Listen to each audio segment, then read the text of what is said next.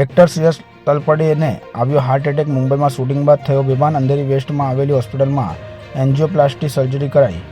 બોલિવૂડથી ચોંકાવનારી સમાચાર સામે આવ્યા છે. 47 વર્ષના ફેમસ અભિનેતા શ્રેયસ તલપડેને ગુરુવારે સાંજે હાર્ટ એટેક આવ્યો હતો. તેને સારવાર માટે અંધેરી વેસ્ટમાં આવેલી હોસ્પિટલમાં દાખલ કરવામાં આવ્યો છે.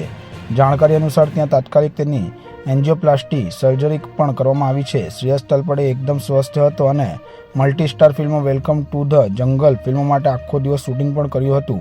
જાણકારી અનુસાર તેમણે ફિલ્મ માટે એક્શન સીન પણ શૂટ કર્યા. શૂટિંગ બાદ ઘરે પરત આવ્યા પછી પત્નીને કહ્યું કે ઠીક નથી લાગી રહ્યું. બાદમાં તેને હોસ્પિટલ લઈ જવા નીકળ્યા બાદ તે રસ્તામાં જ બેભાન થઈ ગયો હતો.